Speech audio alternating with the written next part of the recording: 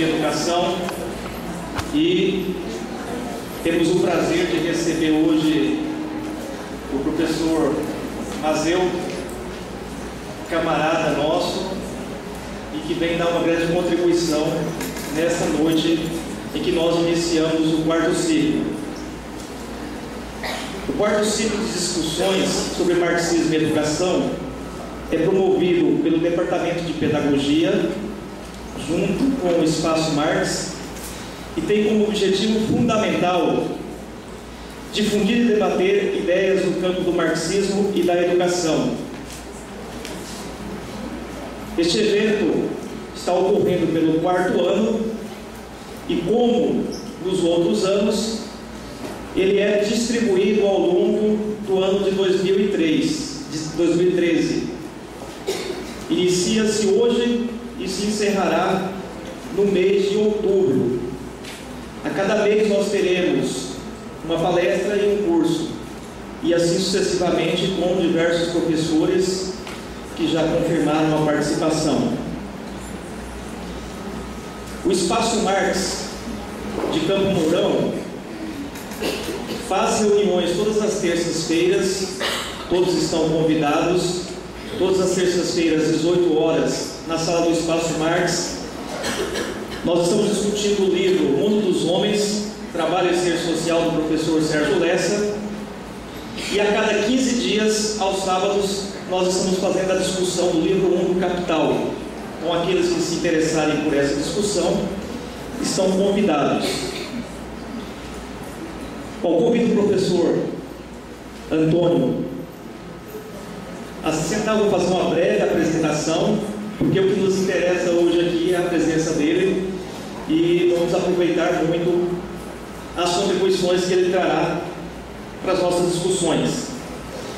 Professor doutor Antônio Carlos Mazeu possui graduação em Ciências Políticas pela USP, mestrado em Sociologia pela USP também, doutorado em História Econômica também pela Universidade de São Paulo, possui pós-doutorado em Filosofia Política em Roma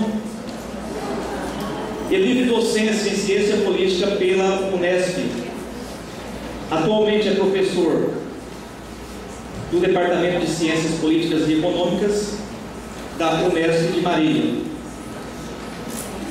O professor tem diversas publicações, livros. Eu não vou ficar aqui enumerando, porque senão nós iríamos passar aqui uma boa parte falando das publicações.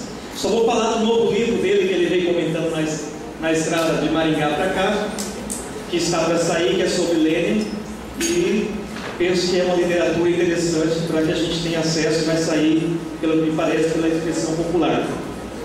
Bom, mas eu desde já agradeço você ter aceitado o convite e peço desculpa pela sacanagem de fazer você viajar 7 horas de ônibus,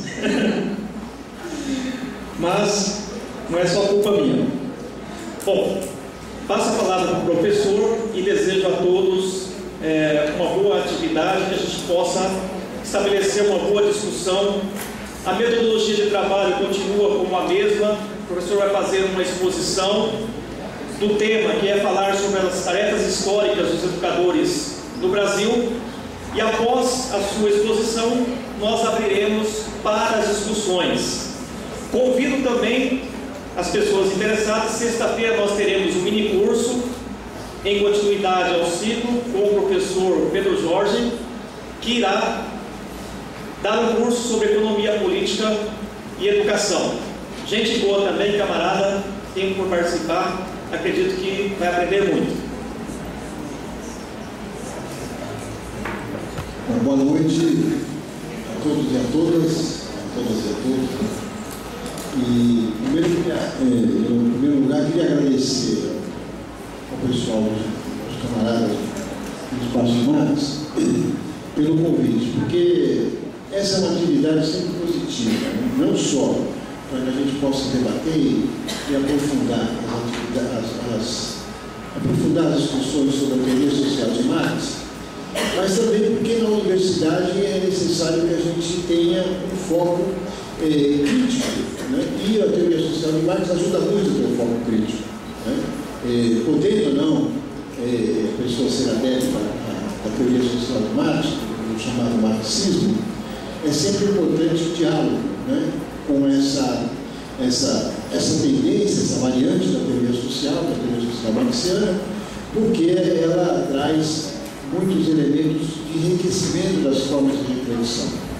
No meu modo de entender, eu acho que ela é o método marxista, ou o método da teoria social de Marx, é o método que mais nos ajuda a responder as grandes questões do Brasil, da humanidade, né? Então, enfim, só por isso essa atividade já vale. Quer dizer, eu vim com o maior prazer, né?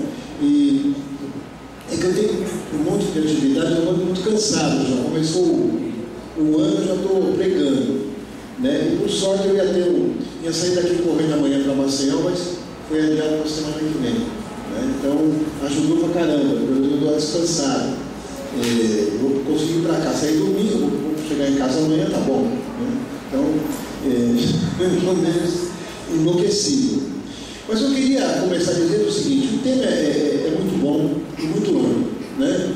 Qual é a tarefa dos educadores marxistas brasileiros?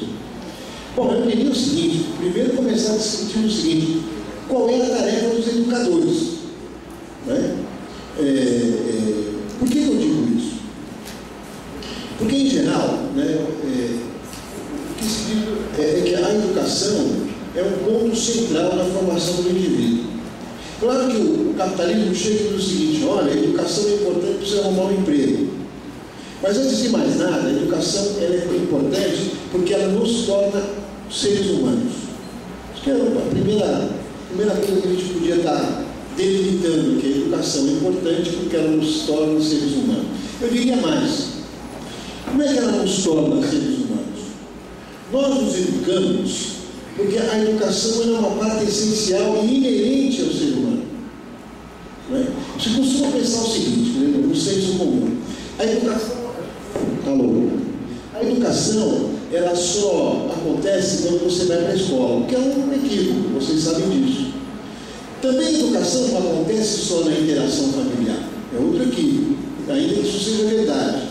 A interação também acontece nas nossas relações com os nossos vizinhos, com os nossos amigos, com a vida. Então, qual é o pressuposto marxista? Quando eu falo marxiano aqui é do Marx. Quando eu falo marxista, são os adeptos da teoria do Marx, só para diferenciar, né? Lenin também, leninistas são os adeptos do Lenin. Leniniano é aquilo que ele escreveu, só para a gente ficar mais fácil, né? Mas qual é um dos pressupostos da teoria social do Marx, né? Um dos pressupostos é que o homem aqui no sentido filosófico, né, o ser humano, que não tem nenhum machismo nessa coisa do homem, o homem no sentido como se usa na filosofia, o homem é produto de si mesmo. Esse é um ponto importante. Se ele é produto de si mesmo, ele é produto do seu trabalho. Não o trabalho esse que a gente faz de manhã, levanta, vai lá, marca o ponto, trabalha. O trabalho enquanto praxis humana. Então nós somos produtos da nossa praxis. O ser humano, portanto, ele se autoconstrói através da sua ação, que não é uma mera ação, né? Mas é uma ação que junto é inerente à nossa espécie, não é? É uma ação que conjuntamente articula um pensamento. Toda a ação humana ela é articulada com o pensamento humano. Então, eu sempre brinco com os meus alunos, né? Eu pergunto para eles, assim, vou gerar o primeiro ano, quando eu vou dar aula para o primeiro ano. Esse microfone está só voltando. Quando eu vou dar aula para o primeiro ano, eu pergunto o seguinte para os meus alunos: a gente trabalha porque pensa ou pensa porque trabalha? Né? Aí eles dão mil respostas. Pensa porque trabalha porque pensa, né? Aí eu deixo eles falarem, aí eu digo as duas coisas. São as duas coisas. Quer dizer, o pensamento, ele é produto da ação. Sem ação não tem pensamento, e sem pensamento não tem ação. No plano do homem. Porque o homem, na sua essência, a humanidade, o ser humano, na sua essência, ele é teleológico, ou seja, ele tem sempre na cabeça dele uma finalidade. Por isso que o Marx dizia, uma das frases do Capital, ele dizia que a melhor aranha tecedeira é pior do que o pior artesão. Por que ele fazia essa brincadeira? A melhor aranha tecedeira é pior do que o pior artesão. Porque a aranha tecedeira, ela faz o mesmo trabalho repetitivo sempre de fazer a sua teia. E o pior artesão para o ser humano, a cada vez que ele trabalha, que ele age de um modo diferente e age incorporando a experiência que ele tinha feito anteriormente com uma ação que antecedeu a outra ação que ele fez. Ou seja, portanto, o que significa isso? Significa que este processo de ação já é um processo pedagógico, educacional, no sentido, eu gosto de um exemplo. Alguém já tentou fazer uma estante? Eu já tentei. A primeira vez caiu tudo. Fui, comprei as madeiras, tá? Fiz a estante. Pus os livros, não durou, fiquei olhando, falei, que beleza, caiu tudo. Quando eu fiz de novo, eu não incorri nos mesmos erros que eu tinha feito anteriormente. O que eu fiz? Eu aprendi. É um processo de aprendizado na prática, não precisa nem ficar fazendo muita teoria. Alô? Não precisei ficar fazendo muita teoria. Na prática, eu aprendi onde que eu tinha errado e onde eu podia solucionar o problema. E a estante está lá até hoje. E ficou bonita, modesta parte. Depois pintei de preto, ficou uma beleza. Né? O que eu quero dizer com isso é que um dos elementos centrais, portanto, de ser humano, não é o trabalho. E, portanto, o trabalho aparece como um elemento educativo. Isso faz parte de toda a trajetória da história da humanidade.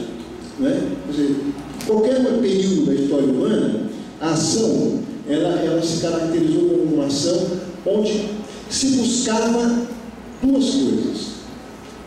Primeiro, solucionar problemas. O ser humano, ele cria muito problema, ele é um encrenqueiro, ele cria muito problema. Mas ao mesmo tempo que ele cria problema, ele soluciona problemas. Mas ao mesmo tempo que ele soluciona problemas, ele cria outros. Né? Ora, essa coisa de criar problemas, resolver problemas, solucionar e criar outros problemas, é uma parte também inerente do ser humano. Por quê? Porque exatamente os processos de construção do ser humano, nós podemos chamar de ser social. Por quê? Primeiro, o ser humano não é um ser que vive isoladamente. Nós temos um elemento que nos define como seres sociais. O ser humano ele é intrinsecamente, inerentemente, geneticamente social. Não existe o ser humano que possa viver fora da sociedade. Não é por isso que o Marx odiava aquele livro Robinson Crusoe. Porque ele dizia o seguinte: o cara ficou não sei quantos anos sozinho numa ilha, depois do naufrágio. Aí aparece um índio, que por acaso era negro. Ele sabe o que ele faz? Ele escraviza o cara, né? No livro. Olha, o Marx diz: um cara numa situação como o Robinson Crusoe não iria escravizar o cara. Né? O inglês e o outro era o negro. O que aconteceu? Ele escravizou o cara, porque era século XVI. O Marx fala: isso não iria acontecer. Ele iria ter uma relação solidária, porque ele estava solitário, desesperadamente precisando de uma companhia, e chega um cara, um outro ser humano. Não é? O que diz o livro? O livro reproduz a ideologia do período onde o negro tinha que ser escravo, forçosamente ser escravo. Né? Onde ele chama o cara de sexta-feira, né? Vocês lembram da história, né? E o cara é escravo, vira escravo, servo do branco senhor europeu que, né, toma conta do cara, diz: olha, eu vou te adotar e você vai ser o meu serviçal. Aí o Marx, quando queria xingar alguém, dizia: isso é uma robsonada do cara. Ele odiava o livro, né? Com razão. Odiava por quê? Exatamente, o livro não levava em conta este elemento social do homem. Nós somos essencialmente sociais. Mesmo que a gente, um dia, um de nós, né? Espero que nenhum daqui, né? Enfia um de nós numa cápsula, mande para o espaço. Ele sozinho. Ele naquele espaço vai ouvir música, a música é produto social. Vai ler filme, o filme é produto social. Vai ler livro, o livro é produto social. E se tiver fantasia erótica é com uma outra pessoa, não consigo ver. Porque ele vai ficar maluquinho. Né? Ora, o que significa isso? Nós somos essencialmente sociais. Alguém pode me dizer: professor, eu não tenho autonomia? Claro que você tem autonomia dentro da autonomia que a sociedade te dá. Porque os teus valores são sociais, a tua forma de compreensão do mundo é social, tempo estética e social. Social e histórica. A estética é social e é histórica. Não é? Muitas coisas que nós pensamos hoje eram inadmissíveis há 200 anos atrás. Não é? E muitas coisas que para nós são inadmissíveis, ou que a gente não coloca como necessidade, como uma coisa a ser considerada, daqui a 100 anos a gente não sabe o que pode acontecer. Esse é um dos núcleos da teoria do Marx. É um núcleo fundamental. Nós somos resultado do processo de trabalho. Agora, o processo de trabalho, como ele diz, é a praxis social. Uma praxis social que não só atende a questões materiais, mas também coloca questões subjetivas. Né? O Sérgio Mestre materiais articuladas com a materialidade. Né? Coloca questões subjetivas.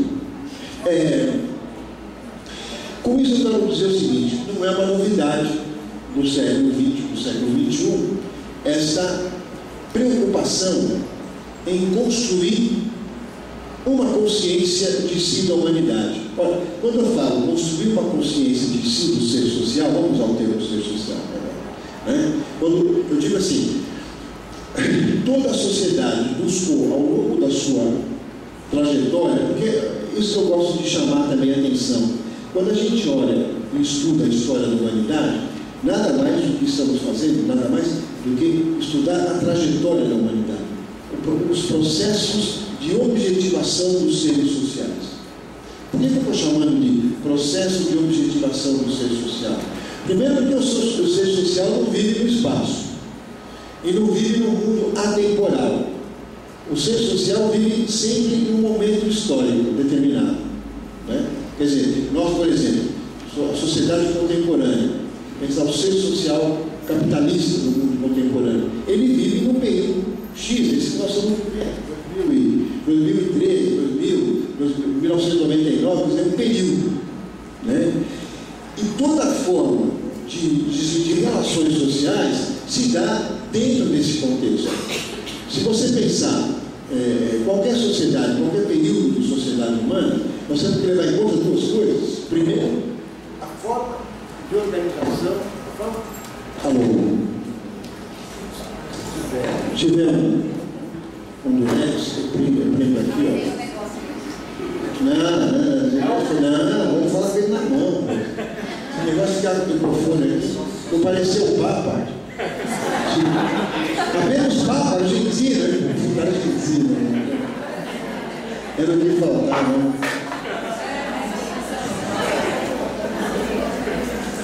Mas olha, ninguém é perfeito.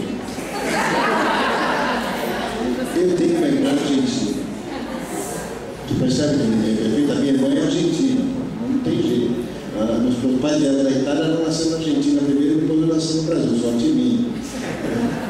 Bom, mas voltando. Então, quer dizer, quando a gente pensa, né, no ser social e nas formas de objetivação, nós pensamos também o seguinte: nas formas que essas sociedades, nesses momentos onde elas viveram, criaram no plano da representação de si. Não precisa pensar no sentido positivista. Bom, então veio o mundo escravista, depois veio o feudalismo. Não precisa pensar nisso. Pense o seguinte: quando eu falo de forma histórica, ela pode ser concomitante a um outro tipo de forma histórica. Vou dar um exemplo. Quando o mundo vivia o mercantilismo, aqui na América vivíamos as sociedades tribais. Né? Então, um exemplo. Quando você tinha o feudalismo na Europa, você tinha outras relações que não eram feudais no Oriente. Ainda que no Japão você tivesse um tipo de feudalismo. O que é o histórico, portanto? É a forma pela qual se organiza as relações sociais. Então, quando você vai estudar uma relação social, você vai estudar as formas de propriedade, né? as formas de trabalho, a divisão social do trabalho e as formas de conhecimento. Para o Marx, isso é sempre articulado. Por isso que é muito bom discutir educação e marxismo, porque tem tudo a ver. E o que é o conhecimento? Não é? O conhecimento também ele é o produto da forma de objetivação. Toda forma societal, seja ela qual for, tem o seu corpo de conhecimento. Seja ele oral, consuetudinário, não é? Mas ele tem um corpo de conhecimento. Não é? É claro que quando a gente pensa o seguinte: a sociedade que vive no mais fundo da floresta amazônica, e tem um monte, tem pelo menos que se sabe 150, né? Que não tem contato com os brancos. Será que esses caras que vivem na floresta têm um pouco de conhecimento? É claro que eles têm. Eles têm tecnologia? É claro que eles têm. Eles conhecem, eles têm uma classificação do mundo? É claro que eles têm. Então, quer dizer, é aquela coisa, né? Se um de nós cair numa floresta de paraquedas, o avião está caindo, você pula, a tua chance de viver na floresta é 0,00000,01%. Essa é a tua chance de sobreviver numa floresta. Se um cara daquele fica sozinho numa floresta, a chance de viver é 99,9% de chance do cara sobreviver. Por quê? Porque ele é um cara absolutamente adaptado e tem um conhecimento daquela realidade que ele vive, não é? Produzido socialmente. Então, essa é a primeira, vamos dizer assim, colocação para a gente entender um pouco como é que o Marx entende a ideia de educação. Não é? Educação está vinculada com conhecimento. Isso é uma coisa fundamental. E que só vai ser fragmentada, essa concepção, do capitalismo. Não é? Se nós pensarmos, por exemplo, eu diria o seguinte: quem vai começar a sistematizar esse troço de uma maneira mais democrática, e no sentido democrático mesmo, né, são os gregos antigos. Porque antes da Grécia Antiga, se nós pensarmos no mundo do bronze, aquele mundo muito antigo do faraó Ramsés, do Hammurabi, aquele mundo muito antigo, o conhecimento era uma coisa absolutamente elitista. Qual conhecimento? Você tinha vários conhecimentos, porque você tem vários conhecimentos, né? O povão tinha o seu conhecimento, a sua prática, sabia como plantar, sabia como fazer parto, sabia como curar doença, mas o grande conhecimento ele ficava atrás dos muros dos palácios, na mão dos sacerdotes. Você tem uma ideia, o cara aprendia a ler uma língua cuneiforme ou um hieróglifo, o cara demorava pelo menos 10 anos para se alfabetizar no hieróglifo, no cuneiforme, né? É uma coisa muito complicada. Você é um amigo meu que é meio tarado, que aprendeu a ler hieróglifo, ele lê hieróglifo e cuneiforme da Babilônia, mas ele é um caso à parte, ele é maluquinho. Ele traduziu as cartas do Hammurabi para o português, do cuneiforme ao português. Esse cara não é normal, né? Mas tirando esse cara do lado, que é o meu professor, padre, por isso é padre.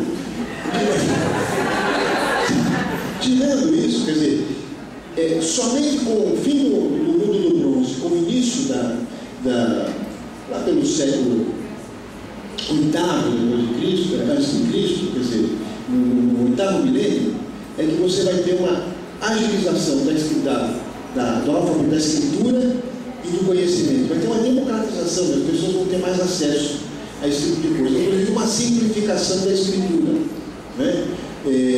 Isso vai dar condição que se tenha acesso também a formas de conhecimento que antes ficavam trancadas a 7 chaves. O que é interessante é que os primeiros caras que vão se preocupar de fato com uma pedagogia coletiva são os gregos antigos. Não é à toa que quem já leu na vida os diálogos de Platão, né, os textos de Platão, vão ver que Platão tem que interpretar o Sócrates, né, que ele não escreveu nada, porque ele achava, ele tinha tanta convicção de que o conhecimento era conhecimento coletivo, que ele achava que não precisava se escrever nada, tudo se passava oralmente. Essa é a grande tradição, inclusive uma tradição clássica grega, é só lembrar da Ilíada da Odisseia, né? Ela era cantada pelos bárbaros. Não é que existia o Homero. Homero era um poeta simbológico, tanto que ele é cego, né? Já viu a estátua do Homero? Ele não viu. Ele conta o que ele ouviu, ele não viu, ele é cego. A estátua é muito simbológica, ele é cego. Por que ele é cego? Ele não viu, ele conta o que ele ouviu, do processo social. E a cada vez que ele contava, essa história se adaptava às formas novas que iam se construindo nesse processo do mundo antigo. Não é? Então, os gregos vão colocar essa questão da seguinte maneira: há toda uma disputa de poder, os camponeses ascendem como uma classe com força, derrotam a nobreza, derrotam a monarquia e criam as relações sociais isonômicas e depois democráticas.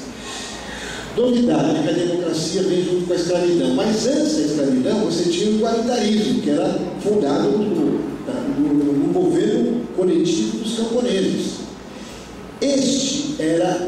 Esta forma de governo, antes da escravidão e da democracia, era a referência do Platão, do Sócrates. E eles vão dizer o seguinte: o conhecimento que se produzia era um conhecimento resultado da praxis coletiva. Eles não usavam esse termo, mas usavam um termo muito parecido. Qual era o termo que eles usavam? Eles usavam um termo assim: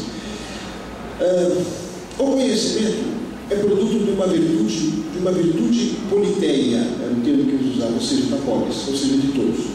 Né? E o que era essa virtude? Né? A virtude não era só um elemento, chamava em grego de arete. No mundo arcaico, a virtude era força física, era coragem, só lembrar do Aquiles, né? da Ilíada. Mas quando você lembra que a Odisseia muda, quando você lembra do Ulisses, da Odisseia, ele já não é um cara com grande força física, ele é um cara com astúcia, com conhecimento e com opção pelo humano. Enquanto que na Ilíada os deuses manipulavam os homens, na Odisseia ao livre-arbítrio do Odisseu, quando a deusa Calypso, né, que era uma gataça, falou para ele assim: fique comigo, assim você ficará imortal. Né? Ele disse: não, eu vou procurar minha Penélope, mas você vai morrer. Ele falou: minha Penélope também vai envelhecer e vai morrer junto comigo. Isso é uma opção fantástica no plano psicológico, que significa a hominização, a primeira opção pelo humano. Segundo, a separação de uma forma determinista e fatalista que os deuses manipulam. Terceiro, é um elemento onde o processo da construção da paideia, ouviram falar desse termo? A paideia como um núcleo pedagógico permanente de formação de cidadãos. Isso é um núcleo importante. Por que eu falo, professor? Porque você está lá na Grécia, porque isso está presente junto do pensamento ocidental, inclusive Marx.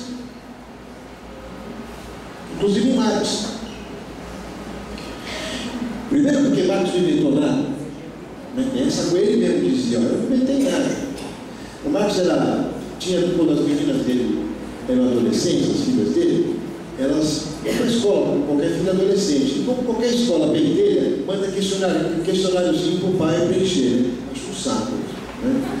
Aí elas chegaram em casa com os questionários, que era para o pai responder. E o Marx já era famoso quando elas eram adolescentes, né? Então tinha algumas perguntas que elas fizeram propositalmente para provocar o pai. Então perguntaram assim para o pai: qual é a sua máxima de vida? A mãe respondeu: minha máxima de vida é cuidar de tudo. Primeira coisa. Qual é a sua outra máxima de vida, pai? Nada. Aí ele citou um poeta latino, chamado Terêncio. Ele citou o Terêncio e falou: nada que é humano que é estranho. E uma outra pergunta, só foram várias, né? Uma das outras perguntas era assim: pai, você é um gigante? Em filosofia, né? Ele falou: não, eu sou um anão que subi nas costas de outros gigantes para ver mais adiante. Então, assim, ele tinha muito essa compreensão de que não tinha inventado nada. Mas ao mesmo tempo que ele não tinha inventado nada, ele tinha inventado tudo. Né? Primeiro, ele é resultado, eu diria assim, de um processo histórico, de um processo onde as próprias relações sociais e fundamentalmente as agudas contradições que vão se dar no processo da Revolução Burguesa vai gerar um conjunto de pensamento, eu diria, uma linha de racionalidade burguesa, do racionalismo burguês, que começa no Renascimento, tem a primeira grande síntese com Descartes, depois com os iluministas, os filósofos, né? E depois com Kant, depois com Hegel. Né? O Marx tem essa visão muito clara de que, primeiro, há um processo de desmonte do mundo antigo. A Revolução Burguesa, por isso que ela veio de revolução? Porque ela desmontou o mundo antigo, porque ela demoliu o mundo antigo, jogou abaixo as velhas formas de conhecimento, de compreensão e de educação. Né? Não é à toa que nesse processo de luta contra o velho, né? você vai ter momentos dramáticos, como por exemplo a execução de Giordano Bruno, né, em Roma, ele é queimado, né? Tem até um filme que chama Giordano Bruno, quem puder baixar no computador, é maravilhoso. A história dele, ele era um padre e começa a questionar os dogmas da igreja, as formas de conhecimento da época.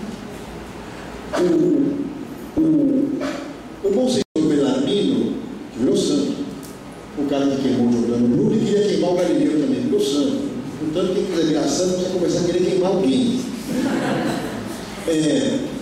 O Monsenhor Bellarmino pressionava muito, e a ponto dele chegar um dia e ver que lutar contra o avanço da ciência estava tão difícil que ele fala: bom, se eu não posso mais proibir que os marinheiros usem as cartas astronômicas e as cartas marítimas novas, pelo menos vou ficar cuidando de ver se eles falam mal nas escrituras. Ele queria era queimar alguém, né?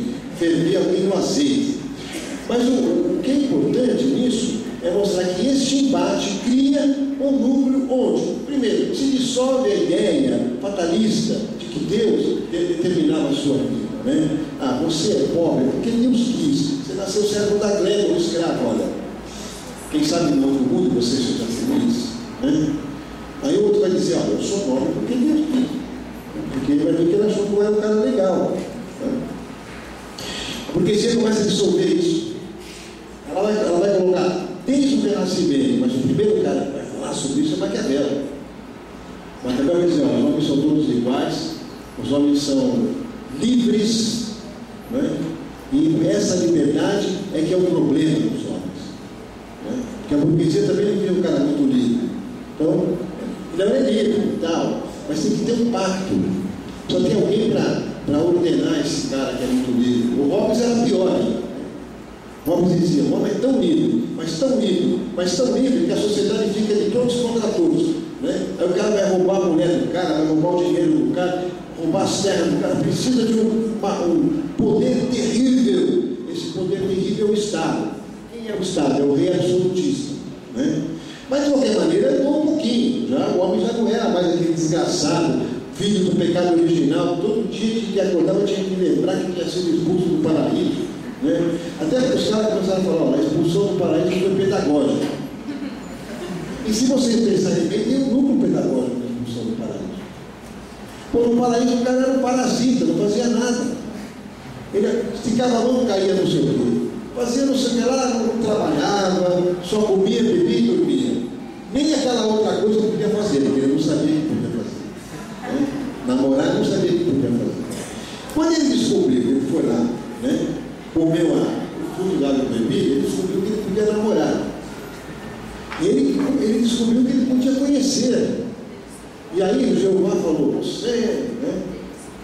Tu que comer esse fruto que eu havia proibido será expulso. Vamos lembrar o que o Jeová falou, né? Eu vou falando, vou lembrando as coisas, vou falar mais que a boca.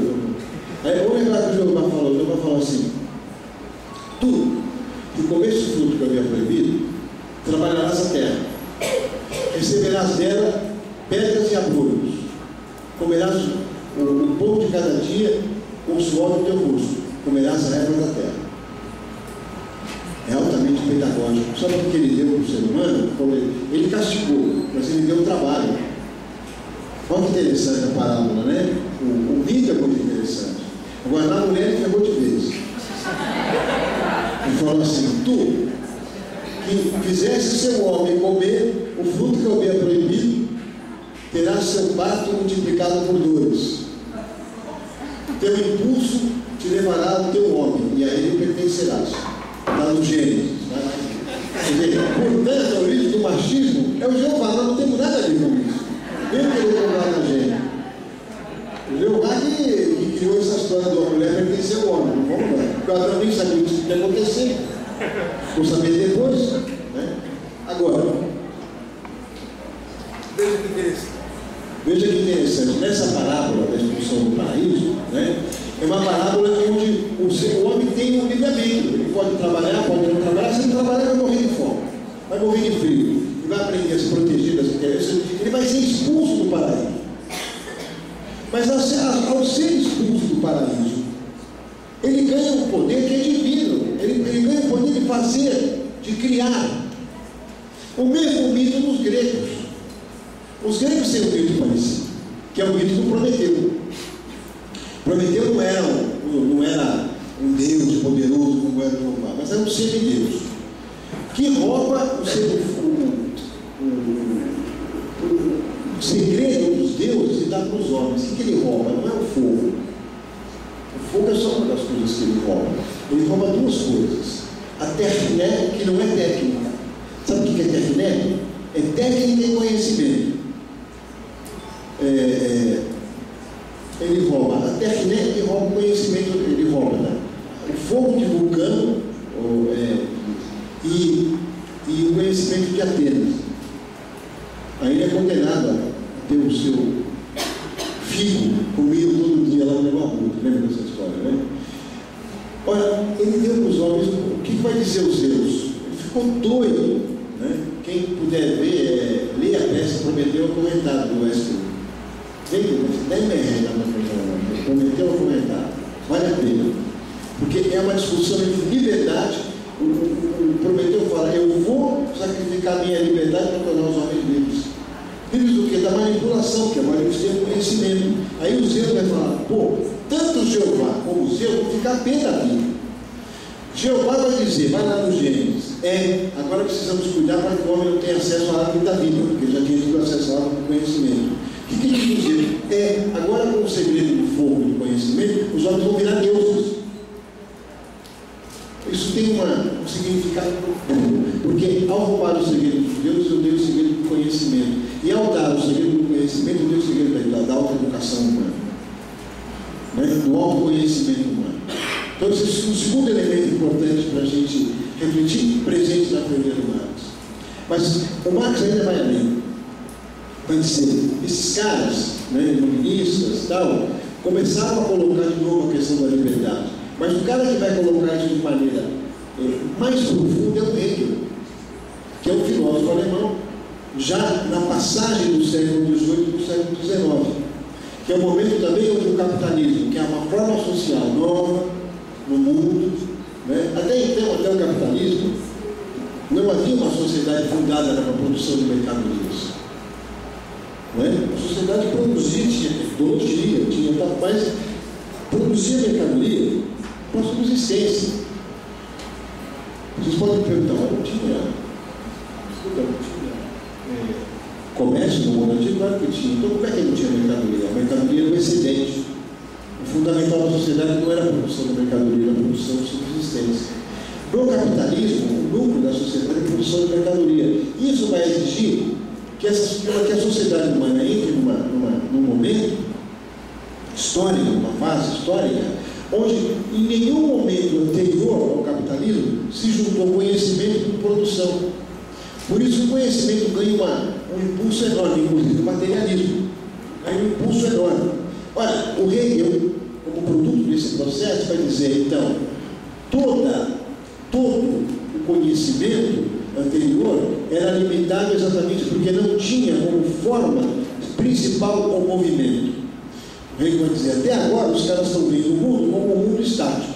As ideias como ideias que revelam verdades estáticas. Isso é o Hegel dizendo. Aí ele vai dizer, vai criticar o Kant. O Kant diz que o homem produz o conhecimento, mas não consegue conhecer a coisa em si. O que é a coisa em si? Deus. Aí em alemão, o que o Hegel vai dizer? Nada. Com o método científico, até a coisa em si nós vamos conhecer. Né? E mais, não há no mundo nenhum movimento eterno. Aí é uma frase dele. Tudo que vive merece perecer. É uma frase do Hegel. E o Marx, lendo aquilo, vai dizer, pô, o cara, né? E o Hegel é o homem da contradição, porque o mundo é contraditório, a cabeça dele era contraditória. Eu acho que isso que torna ele um caricaturista. Né? De um lado, ele tinha um sistema conservador. Ele achava que o espírito absoluto se realizaria na Terra através do Estado. O Estado encarnaria o espírito absoluto e poria ordem na bagunça. A cabeça dele era isso. Né?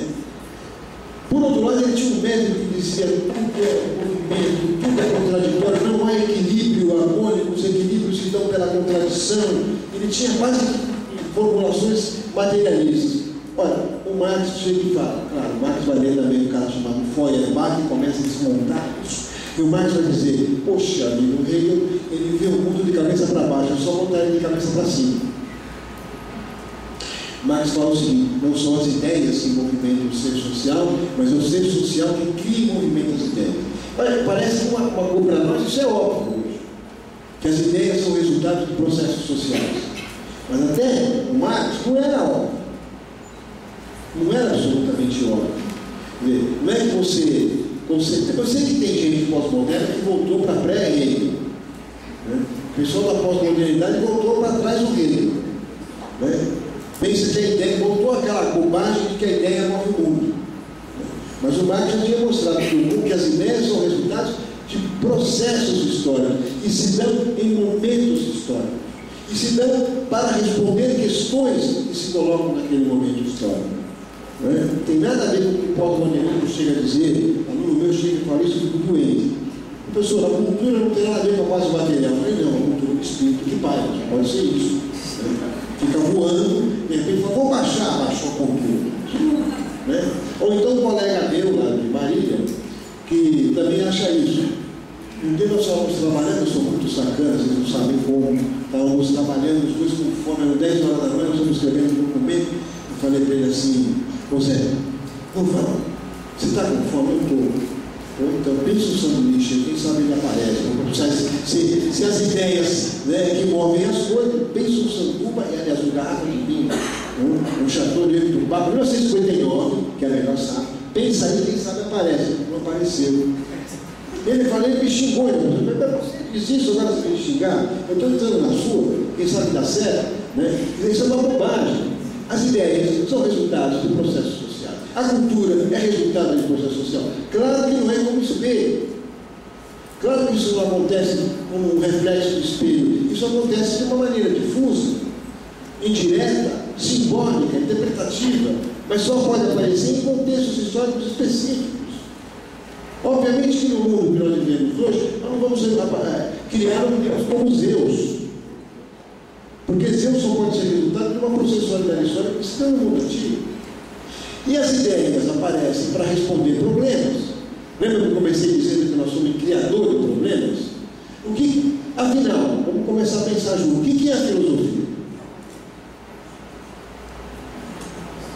A filosofia é aquela outra bobagem, é um amor, um conhecimento? Não.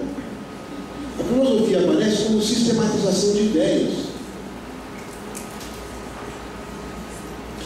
E sistematização de ideias para resolver problemas, ou para confrontar problemas. Não só para resolver, mas para confrontar.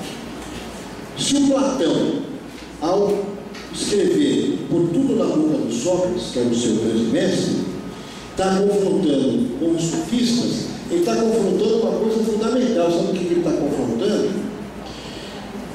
Os sofistas aparecem no momento de transição da polis, que era uma polis igualitária, feita por camponeses, no momento que os camponeses começam a se dissolver, perdem a força e começa a aparecer uma economia fundada na escravidão, que é o que vai perdurar em toda a antiguidade até a queda do Império Romano.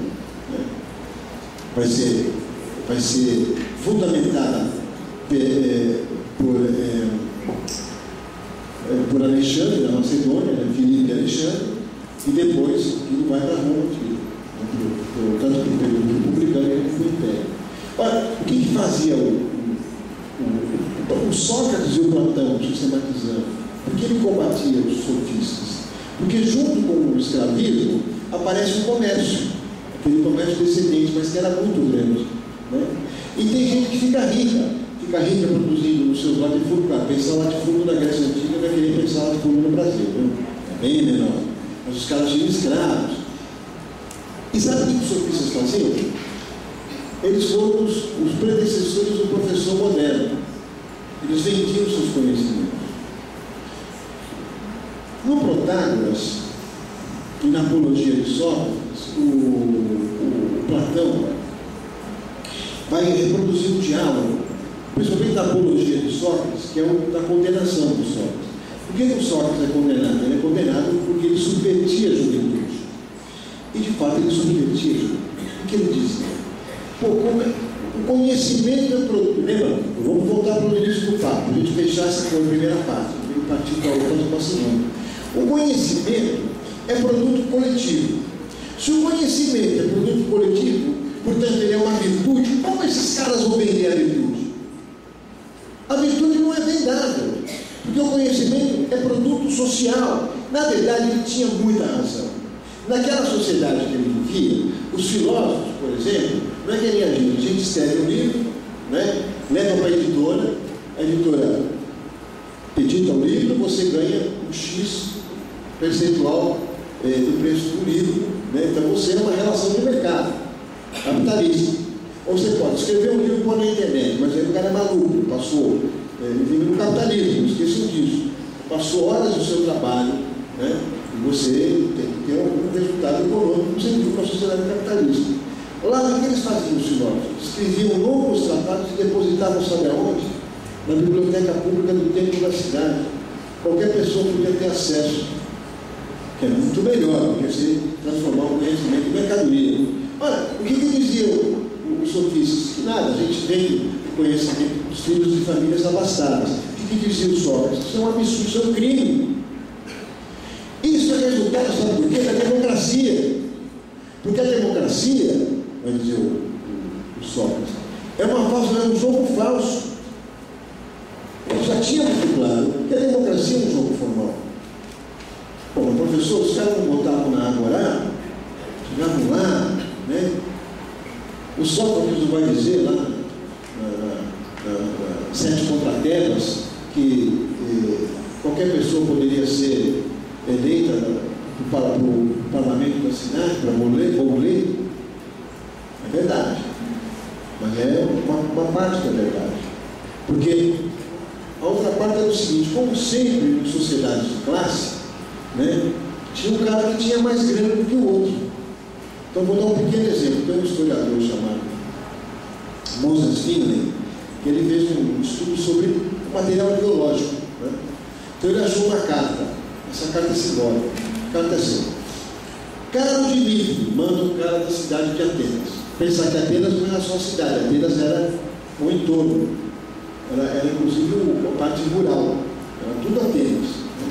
Aí o cara manda: Caro Dimitri, perdão, estou te escrevendo porque nós vamos ter votação na semana que vem e gostaríamos muito que você viesse aqui exercer seu direito democrático e discutir conosco nossas propostas. Isso é uma carta, né, mais ou menos de 2.000 anos. Aí o Dimitri responde, cara. Os caras acharam isso, né, escavação arqueológica. Aí o Dimitri responde, falou: olha, eu não posso, eu só tenho um escravo para fazer colheita, e aí o guardião da colheita sou eu, minha mulher, meu filho e o escravo, eu não vou poder fazer a colheita. Aí o outro cara responde: mas isso não é problema. Eu mando para você 3 escravos para ajudar a fazer a colheita, você vem para Atenas. Claro, ele foi ali, vem com quem ele votou. Porque se tinha grupos inteiros, adivinha com quem ele votou. O Sócrates sacava. Aí tem, né? Olha, ele vai dizer: a democracia vai corromper os homens. Péricles vai tornar os homens mais corruptos do que os homens eram antes, né? E mais, vender conhecimento faz parte desse processo de degradação. Vai dizer isso. Olha, ele e o Platão também vai dizer isso. Como é que se pode mercadejar aquilo que é produzido coletivamente? Isso é expropriar a virtude. A virtude deixa de ser virtude. Ela passa a ser expropriada. Então, aqueles que puderem pagar por educação, quem puder estar fora, já está aí o problema. Já está aí o problema. Olha, o Marx só vai atualizar essa discussão. Essa e outras inúmeras, né? Principalmente a questão da contradição, que também não é o Hegel que vai inventar, mas são os gregos lá embaixo de novo, né? Principalmente os jônicos, principalmente Heráclito de Éfeso, que tem aquela famosa frase dele: o rio que passa aqui não é sempre o mesmo rio, que tudo muda, tudo se movimenta. Mas antes, né, já se dizia que o mundo se equilibra pela contradição, né? O quente, o frio, o claro, o escuro. E os caras já estavam pensando nisso fazia tempo. Olha, o Marx sintetiza isso. Vai chegar a algumas conclusões. Primeiro, não são as ideias que movem o mundo, mas o mundo que cria e move as ideias. Segundo, as ideias aparecem para responder problemas. Eu diria, numa linguagem moderna, as ideias são soluções de praxis.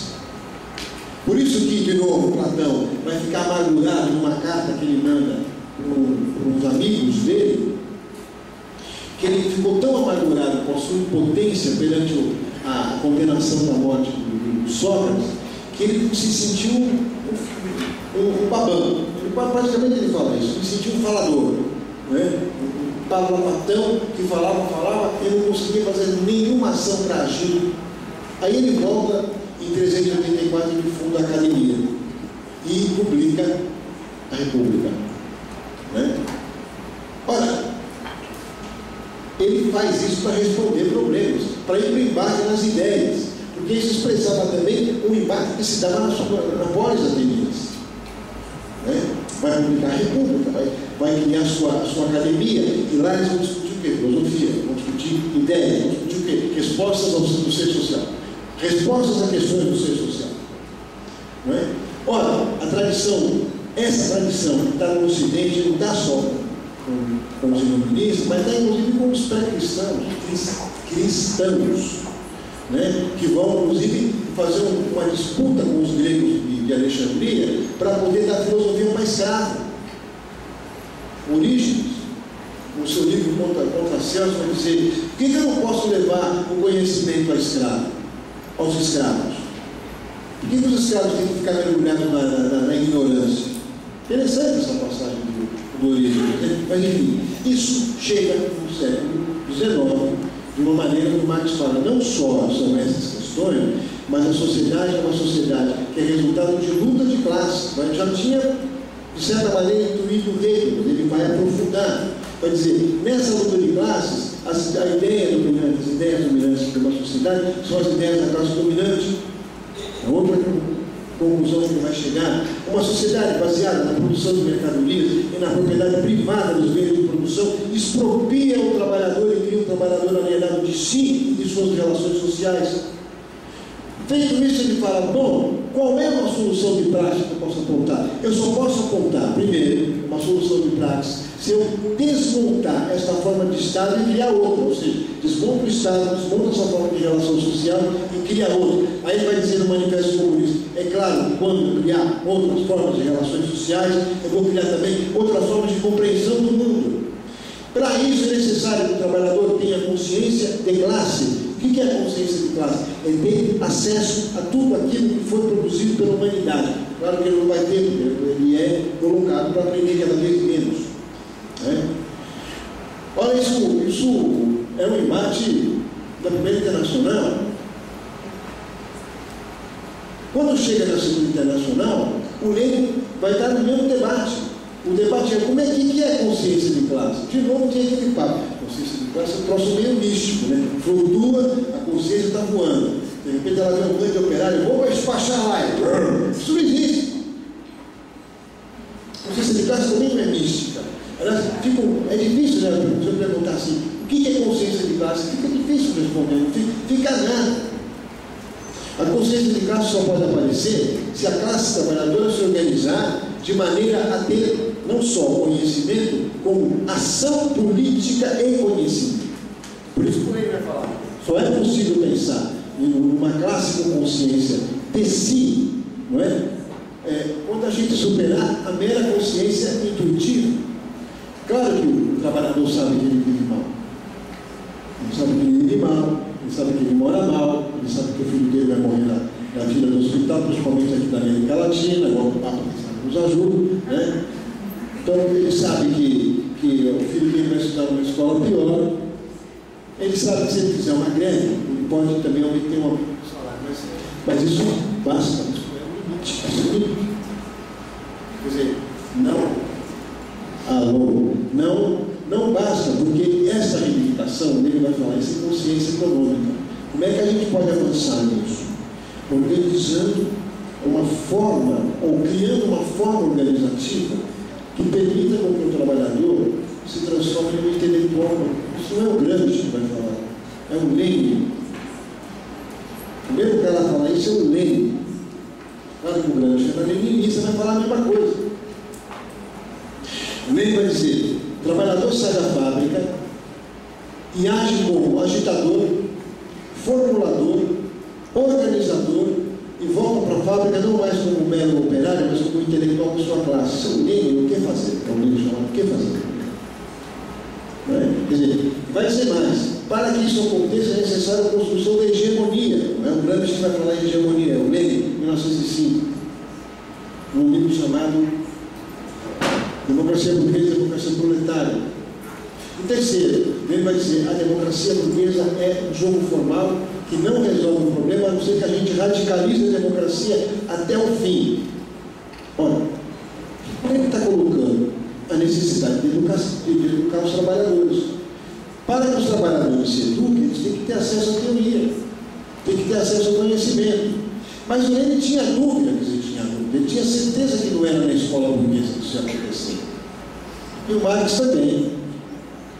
É só lembrar a crítica do programa de Gotha. Quem não leu, dá uma lida. Gotha, G-O-T-H-A, não é a Gotha de Gotha. Gotha é a cidade. Né? Na crítica do programa de Gotha, quando ele vai falar sobre a questão da educação, ele vai dar um pau no projeto do Partido Social-Democrata Alemão, quando eles falam, não, nós vamos incentivar a educação pública através do Estado. Aí o Marx fala o seguinte: quem tem que ter educação é o Estado, educação do povo. O povo tem que ensinar o Estado, não temos que deixar a educação na mão do Estado. Por que ele está falando isso? Os trabalhadores autonomamente têm que se organizar para conhecer e se educar. O Lenin está falando a mesma coisa, só que de uma maneira menos genérica. Isso só é possível no partido, isso é possível quando a gente tomar o poder e o poder for hegemonizado pelos trabalhadores.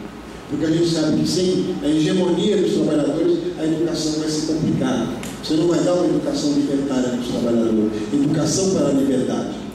Né? Então, por que eu fiz todo esse trajeto? Para mostrar como a teoria marxista aborda a questão da forma educativa, da educação. Né? E quando a gente pensa no Brasil, como é que este corpo teórico ele pode ser aprendido para explicar a realidade brasileira e a realidade da educação brasileira, que vocês conhecem tão bem quanto eu. Né? Primeira coisa é que o método do Marx nos permite compreender a formação social brasileira.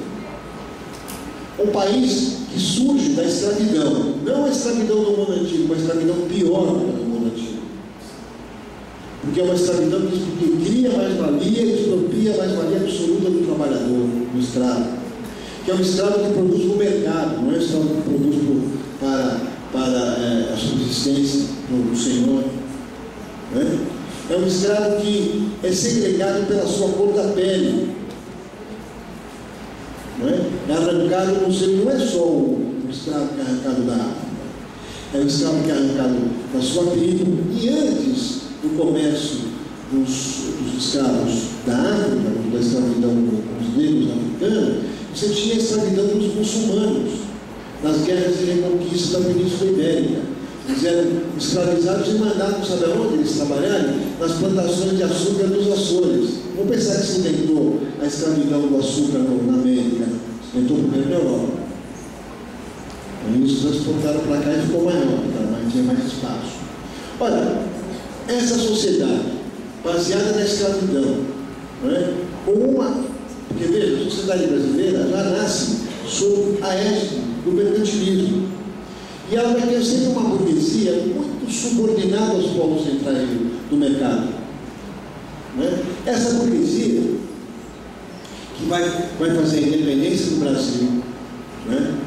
E vai ser uma independência, você tem uma independência política e o núcleo econômico continua o mesmo, até 1888, nós tínhamos escravidão no Brasil. De 1888 a 1988 são 100 anos. De 1988 até 2013, quantos anos são? 16 anos. Ou seja, 116 anos atrás, tinha escravo no Brasil. Há muito pouco tempo. Sabe quanto é 116 anos? Pouco mais do que 3 gerações. Quer dizer, o bisavô de todos nós foi escravidão no Brasil. O bisavô, o pai do teu avô, não está muito longe. Se Se você pusesse atrás de você, tem mais do Estado. Pusesse fila, tem teu pai, teu avô e teu bisavô. Muito pouco tempo. Isso, uma sociedade como a nossa, ela não vai criar ela não vai deixar cicatrizes. Não vai evitar as cicatrizes. As cicatrizes estão aí, a gente olha. Né? Uma sociedade onde você tem uma burguesia que nunca teve um projeto nacional, que nunca teve um projeto de construção de uma nação, a não ser uma nação voltada aos seus interesses de associação subalterna com o capitalismo internacional. Mas uma burguesia tão esperta que nunca deixou de acompanhar a modernização. Se você pegar a história da educação brasileira, você vai ver como essa burguesia é esperta. Como é que a gente explica por que a educação pública era boa, pelo menos até o final da década de 60? Como é que a gente explica isso? Porque a burguesia se apropriava do Estado, porque as escolas públicas davam aula para poucas pessoas, em geral de classe média, filhos da burguesia, porque o trabalhador estava excluído da educação, simplesmente excluído da educação. Sabe por quê? Porque era um país onde você precisava pouco de mão de obra qualificada. Tinha até operário na educação pública, mas era muito pouco, porque era um país rural. O que precisaria o cara? O cara precisaria meter a enxada na terra, plantar e colher, não sei se entender, imagina. Isso é um absurdo. Né? Não vai precisar disso. Eu diria que o Brasil se desenvolve em que você tem uma pressão do mercado para que o trabalhador possa operar as novas máquinas. Você cria inserção educacional. Como? Não pela educação pública mais, pela educação privada e pelas universidades. Né? As caça-níquel, as empresas educacionais de ensino superior, que não formam um pesquisador, que não formam um cara com consciência crítica. Sabe o que forma? Um técnico que autopagou o seu estudo e que mais ou menos, né, male, como dizia minha avó, né, consegue ter alguma formação. Ora, então, esse núcleo elitizado no Brasil, com essa marca que a sociedade tem, uma sociedade de golpes de Estado, de uma burguesia golpista ou bonapartista, se a gente quiser chamar assim. Lembrar, o Brasil nasce do golpe de Estado, que é a independência. Depois, o Dom Pedro dá o golpe de Estado em 24, impondo a Constituição da Mandioca. Fecha o Congresso e outorga a Constituição. Depois, em 31, ele abdica. Ele é abdicado. O palácio é cercado por tanques, por canhões. Se o senhor abdicar pelo primeiro, nós vamos canhonear o palácio. Estou abdicado. Abdica, foi deposto. Abdica em nome do Dom Pedro II. Depois do Dom Pedro II estava dando muito problema, porque as regências criavam tentações republicanas. E a classe dominante não precisava da república, porque a república seria antes latifundiária. Rapidamente eles dão um golpe. Lembra como é que chamava o golpe? O golpe da maioridade. E é escarrado não dar o golpe da maioridade. O cara com 16 anos vira maior. Depois tem o golpe da república. Depois tem, quando a república é proclamada, 2 períodos de ditadura. A ditadura do Deodoro, a ditadura do Floriano, Peixoto. Não é? Depois tem a República Velha, as oligarquias manipulando os processos eleitorais. E quando já isso torna-se inviável para que a burguesia de novo se coloque como parceira subalterna do imperialismo, tem o golpe do Getúlio, que vai até 45, e depois tem o golpe de 64. Essa é a história do Brasil, gente. Estou resumindo, porque tem outras coisas piores. Estou resumindo. No núcleo da história do Brasil, da história, né, quando a gente entende, todo o processo de acesso do conhecimento tem sido elitista. Onde está a maior universidade elitista do Brasil? Em São Paulo, a Universidade de São Paulo. Né? Outros professores têm tudo nome de oligarquia. Não sei o que lá de Melo, não sei o que lá Limeira, não sei o que lá Boboreira, e aí vai, né? Então, os caras são legais, eu estou falando dos professores, mas que é o núcleo oligárquico é. Quem é que tinha acesso à USP? Quem tinha acesso a uma boa educação? Vamos continuar a fazer agora nas 6 universidades públicas de São Paulo, na Unesp, na Unicamp, para ver como é que a gente trabalha com a ideia de cota. A gente foi com cota racial, a favor de cota social, tal, tal. Eu abri. Estamos tentando democratizar. Até há muito pouco tempo você não tinha professor negro na USP. O primeiro professor negro que eu conheci foi o Wilson Barbosa, que era aqui professor lá agora no departamento de História. Mas demorou para ter um professor negro na USP. Na minha turma não tinha nenhum negro, na minha turma de graduação. Nenhum. Há muito pouco tempo já. Eu gravei um pouco tempo atrás, Nenhum. Então isso significa o seguinte, O que o marxismo nos ajuda a compreender esse processo? Primeiro, compreende esse processo de formação histórica do Brasil. A via colonial do capitalismo brasileiro, a inserção subordinada, uma modernização e a inclusão permanente do povo nos processos decisórios. Isso nos ajuda a compreender. Olha, quem tinha ilusão com o Lula e o Nativo, achava que o Lula ia ser um grande condutor de esquerda, que ia afrontar a oligarquia. Como eu sabia que o PT não ia fazer a revolução, eu nunca acreditei em social-democracia para fazer a revolução, então eu estava tranquilo, eu sabia que ia dar o dinheiro. Essa esperança, que foi um momento que parecia que a gente ia romper com a via colonial, foi a nova conciliação, e o PT se transformou no grande administrador de uma nova etapa de inserção subordinada no Brasil, no capitalismo internacional. Agora, com uma burguesia subimperialista. Pelo menos imperialista no nome, é sub, mas tem imperialismo, mas é sub. É uma economia subimperialista. O Brasil, o país nunca foi um país pobre. Ele sempre teve afinado com o capitalismo internacional, mas sempre teve excluído, ou agora manipulando e computando a população. O marxismo nos dá esse instrumento. Ele dá também um instrumento para a gente pensar o que fazer. Quer dizer, o que fazer? Bom, claro, todo mundo sabe, a gente sai daqui, Não adianta sair daqui e falar, pô, a gente falou mal do capitalismo pra caramba, agora eu estou sossegado. Eu tenho que sair daqui e continuar fazendo. Isso aqui não é catarse religiosa. Nós temos que sair daqui e entender o seguinte: o que nós vamos ter que fazer? Primeiro, eu acho que continuar fazendo essa reflexão e essa crítica contundente ao modelo educacional brasileiro. É um modelo absurdo, é um modelo privatizado. E a pressão para a privatização é muito grande. Aqui no Paraná, eu acompanhei muito bem os governadores do Paraná nos últimos anos. E eu sei que vocês passaram na mão do Richard. Que é o cara que odiava a universidade. Me disseram que ele foi aprovado no concurso do estadual do Paraná. É verdade isso? Que ele ficou desesperado, odiava. O Richard não, o Requião. É verdade isso? Que ele fez concurso, entrou e ficou puto da vida, ele queria matar a universidade. O que me conta o pessoal do Paraná? Acho que nós temos que continuar fazendo essa crítica, crítica contundente, mas eu acho também que nós temos que fazer propostas e pensar no que o Marx falou. O Marx, ele falou no plano genérico: não podemos deixar a educação na mão do Estado prussiano. Era o Estado, no período dele, que estava já morrendo, já estava sendo constituído o Estado prussiano.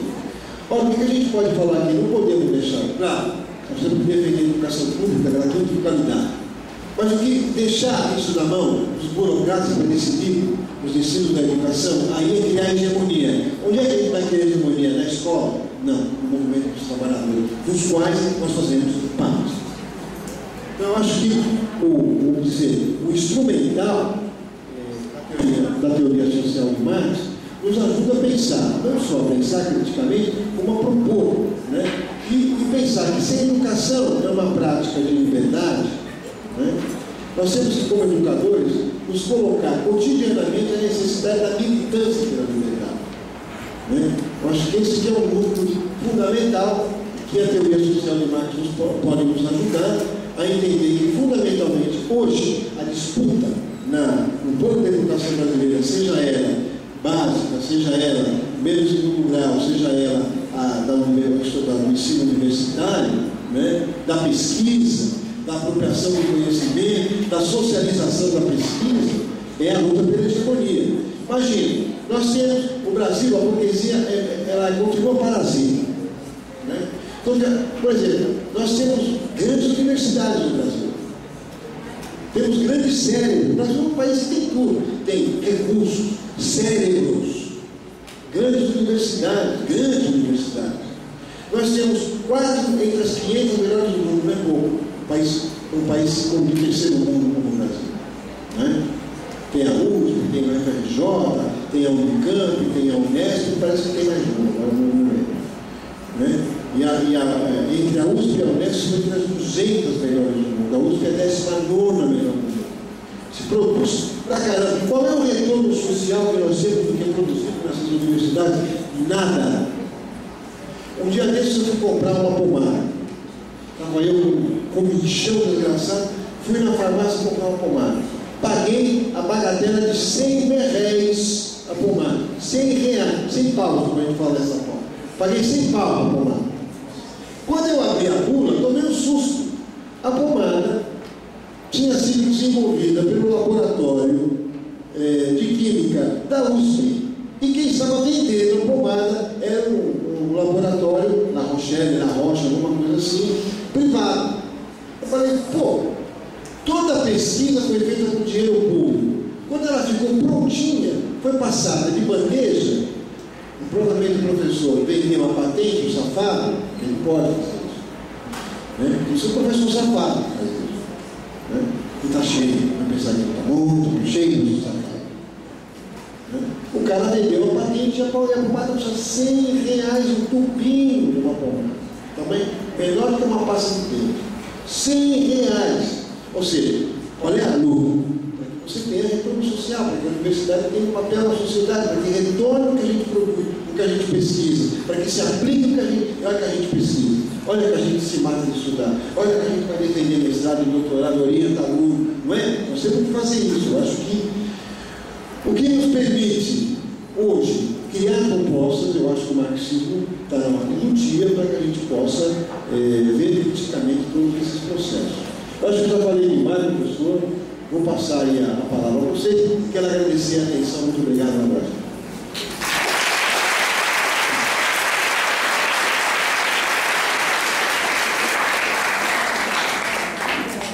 Dirigir a pergunta.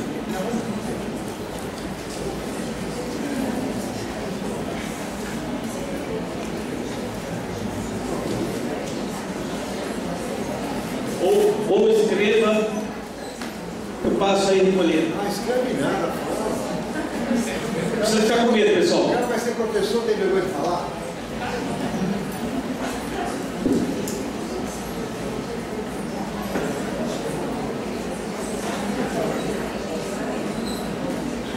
Tá bom, eu sei, falar a gente morre de medo. Depois passa o medo.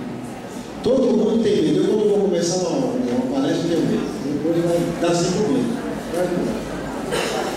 Vai lá.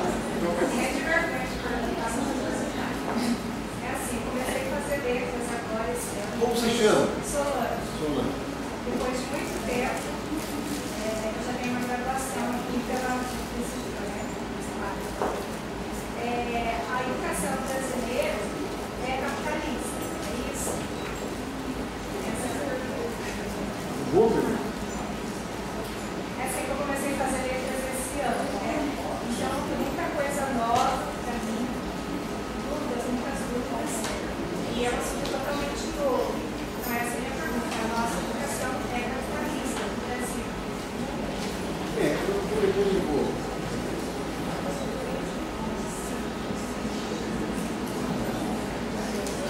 Eu acho que Pega o microfone. não, tá bom, eu falo alto. Eu sou professora do Departamento de Pedagogia. Nós somos amigos do Facebook. Eu sei. Você sabe? Professora, eu vou fazer uma pergunta que para curso de pedagogia. O que cabe à escola, Ana Lélia, o que cabe à escola nesse contexto de contradição, de luta de classes? A escola.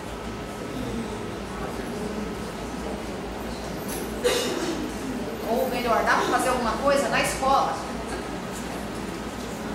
Também vou falar o que eu acho. Não. Professor,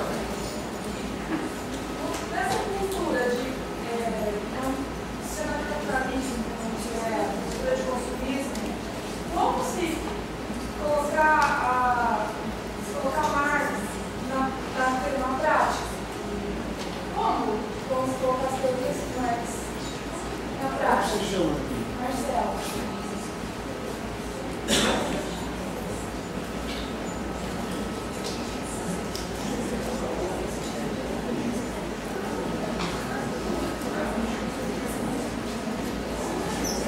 Olha, 3 questões fáceis, viu? Amanhã cedo a gente termina de responder.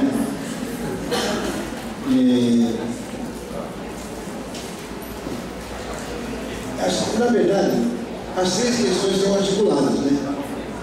A sua mãe fala: educação brasileira é capitalista? A Ana pergunta: como é que a gente articula escola e luta de classe? E aí a Marcela fala: como é que a gente aplica Marx na prática? Bom, tudo isso é articulado, né? Como é que a educação brasileira é capitalista? O Brasil faz capitalista. Então, olha que quando você pensa o seguinte: o que é escola? Né? Como é que você definiria a escola? Em qualquer sociedade, em qualquer forma societal, seja ela no mundo antigo, no mundo contemporâneo, no mundo da Idade Média, no Renascimento, a escola sempre foi um núcleo ideológico. A escola é ideológica, ela não é neutra, né? Mesmo aqui numa universidade como essa, por exemplo, né? Onde tem um espaço democrático, a gente fala mal dela, mal das relações sociais, mal do projeto, ela é hegemonicamente burguesa. Ela aparece para repor o pensamento do dominante. Ela é um aparelho ideológico do Estado, né? A escola e a universidade é um aparelho ideológico do Estado. Então não é um negócio assim, né, difícil de se compreender, que a escola, como qualquer escola do mundo, reproduz as ideias dominantes, né? Eu tenho um filho de 14 anos de idade, que o cara ele é do ponto, o Zé do ponto, né? É o seguinte: ele é italiano, aí morava lá e veio para o Brasil. Veio para o Brasil e foi para uma escola que tinha que fazer uma transição. Lá em São Paulo tem uma escola italiana, está chamando de Gianni Montale. Aí ele não falava nenhuma palavra em português, foi para a escola, aprendeu português e tal. Ficou 3 anos aí o Gianni Montale. Aí quando eu achei que tinha que sair, porque o Gianni Montale não dava, deu uma formação que ele podia aprender no Brasil, mas não.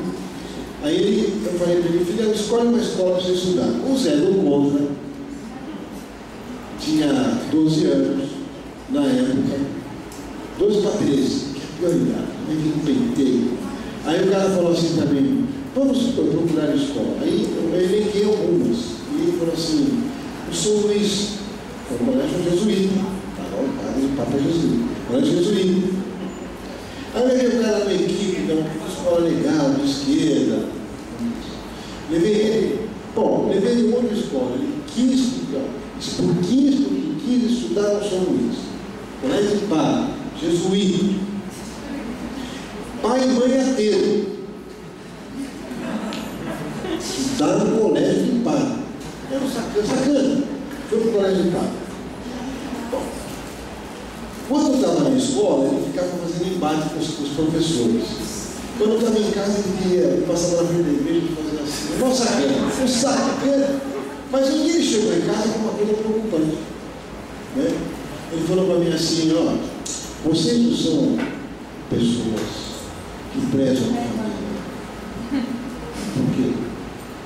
Porque vocês não prezam a família, vocês não prezam o casamento.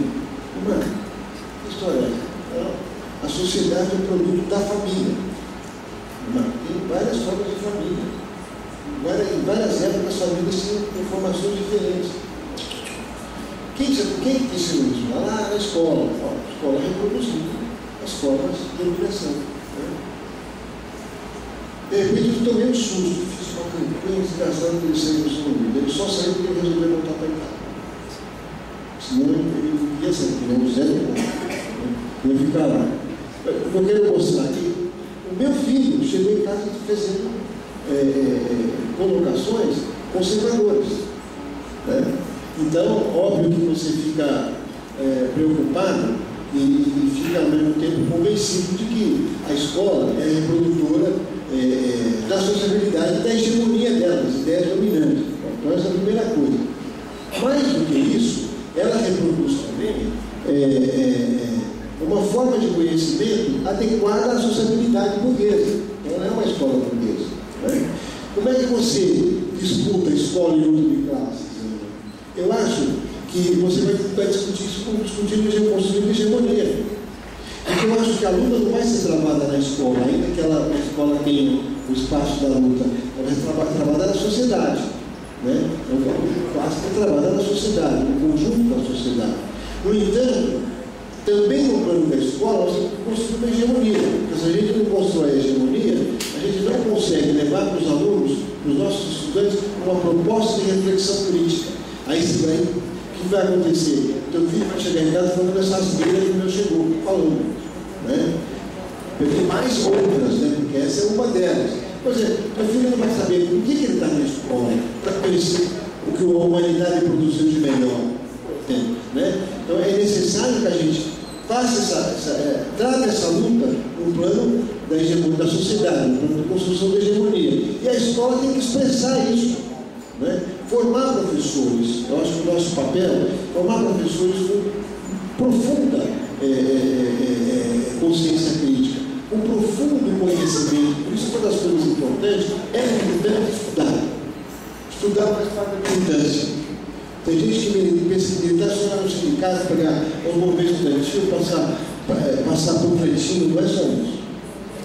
É estudar, é organizar umas organizações políticas que fazem as pessoas agirem e estudar ao mesmo tempo. Acho que isso é um elemento importante. Colocar Marx na prática desse jeito. Você vai colocar o Marx na prática desse jeito, como nós estamos discutindo. Construir hegemonia, educar criticamente, colocar. Porque veja, hoje a universidade está tão permeada pela hegemonia burguesa que na área de ciências sociais, por exemplo, pedagogia menos. Serviço social mesmo. Na área de ciências sociais, o pós-modernismo é tão grande que é um negócio preocupante, né? Que a gente tem que ir para o embate todo dia eu dou aula e a minha aula é luta para que o aluno não perca o pé crítico. Isso é uma aula que expressa, obviamente, as ideias elas não estão escoladas, não é? Se elas não estão escoladas, as ideias também estão coladas rente à luta de classe. Não existe pensamento inocente. O cara está do lado, está do outro. Não existe cara neutro. Em geral, o neutro vai para a direita. Para pensar nisso? Não, eu quero pensar que sou neutro e vou para a direita. Né? Então a gente sabe que não existe neutro. Né?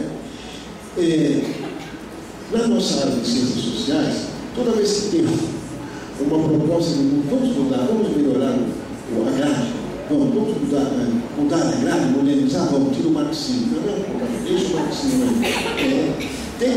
Existem, por exemplo, hoje na Europa, existem cursos de ciências sociais que não tem mais Marx. É uma hegemonia. Então você tem um pensamento medíocre, né? Um pensamento que não problematiza, que não aprofunda discussões teóricas necessárias, não é? E é a expressão não só do momento atual da ofensiva neoliberal, que a ofensiva neoliberal ela está no plano da ciência também, não é? Da decadência do pensamento burguês do século XX e XXI. Hoje está muito evidente a decadência do pensamento burguês, mas não é só, isso não se dá só no plano fora da ciência, isso se dá dentro da ciência. Uma parte da ciência absorveu isso, uma visão manipuladora, uma visão meramente instrumentalista, a visão crítica vai perdendo. Por parte da prática, é a gente fazer hegemonia para que isso não aconteça, né? Para que a gente possa minimizar cada vez mais essa ofensiva, né? Contra o pensamento, contra a inteligência. Porque, na verdade, se nós pensarmos, o mundo está ficando burro. Não é uma questão meramente racional, mas é uma questão do processo de desenvolvimento de força produtiva do capitalismo. Quando eu estava na universidade, eu ligava o rádio no meu carro, eu escutava Roberto Carlos, claro, não tinha vontade, mas eu escutava Chico Buarque, eu escutava Caetano Veloso, né? Era diferente. Hoje você liga o teu carro, é um tal do sertanojo universitário, um sertanojo, não sei das quantas, uma mediocridade artístico-musical. Você ligava a novela, você via novela escrita pelo Dias Gomes. Não era pouca coisa. Hoje você liga a novela, é escrita pela Carla Pérez. Ainda que a temática seja uma temática legal, tráfico humano, né? Tal. Mas é a Carla Pérez, não é o Dias Gomes. Percebe? Quer dizer, por que você tem esse processo de degradação? E não é só no Brasil. Pega o mundo está pior.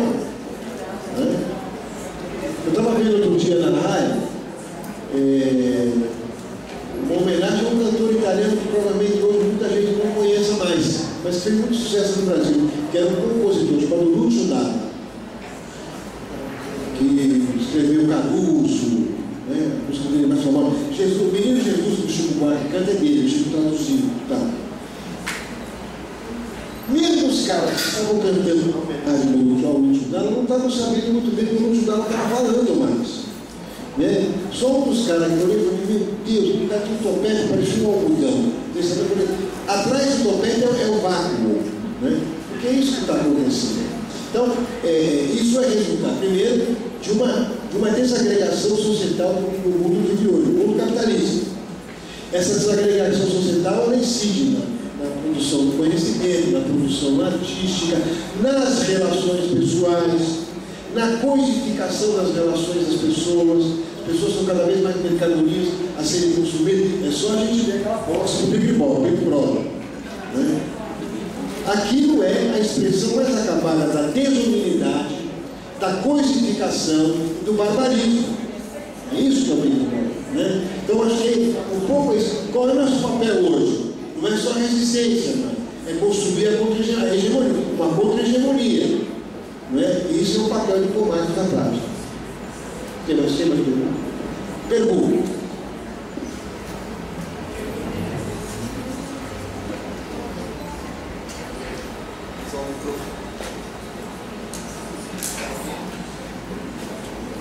Bom, meu nome é Devalci, sou professor.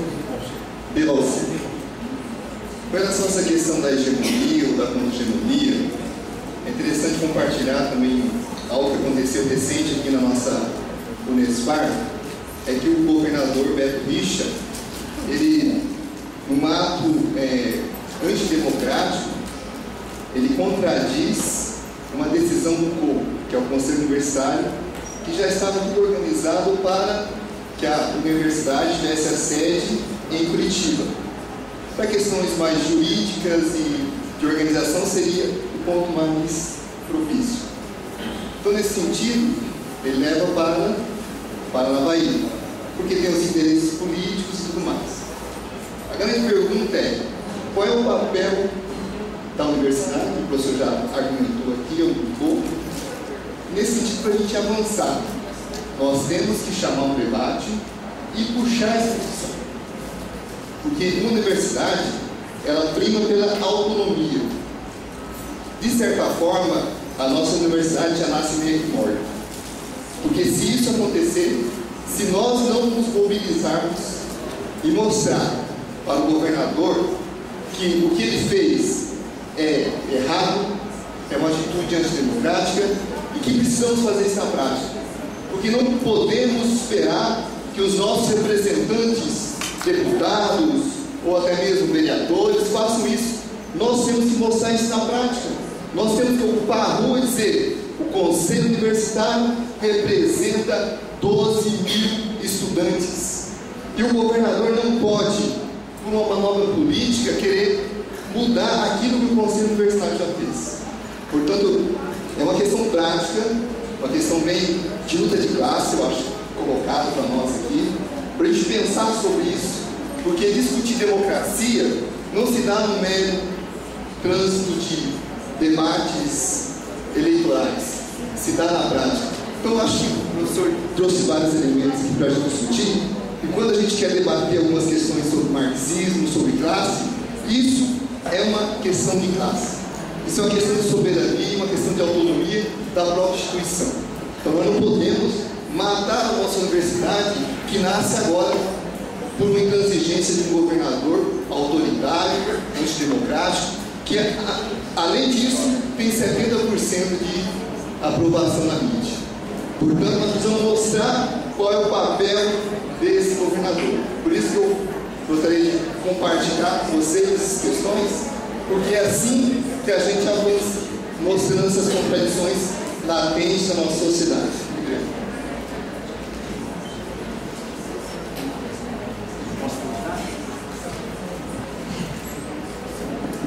Bom, para que um exemplo, talvez do seu amigo de feito, eu acho que são os parentes da Itália também.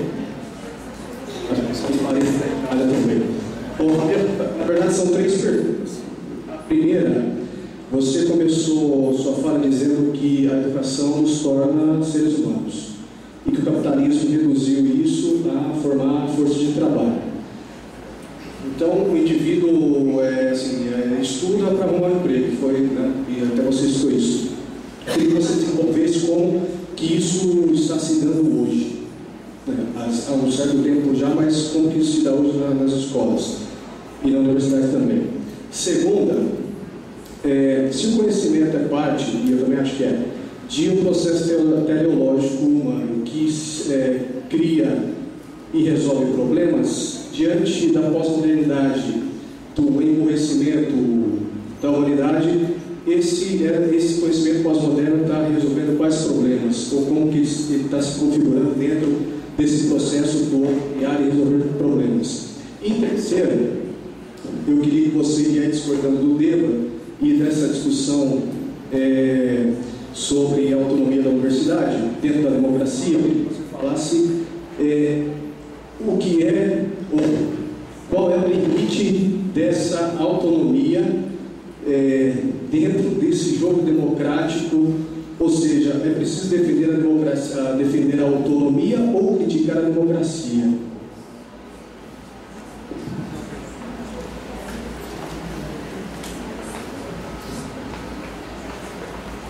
Uma pergunta também. Mas justamente essa questão da hegemonia. Eu queria que você destacasse com mais ênfase que essa hegemonia ela passa pela classe trabalhadora. Essa hegemonia tem que vir de fora e não aqui de dentro.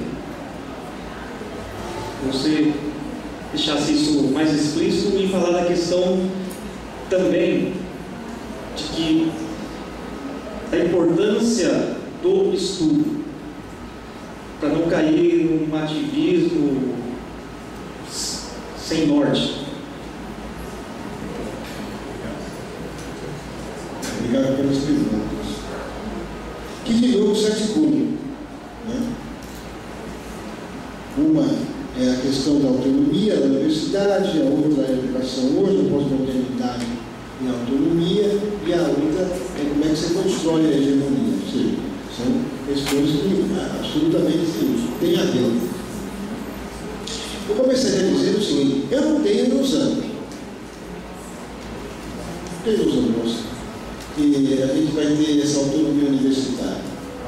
É só ver o que ocorre em geral. Quer dizer, a comunidade decide. Primeiro, antes disso, há uma coisa que esses governantes aprenderam muito bem.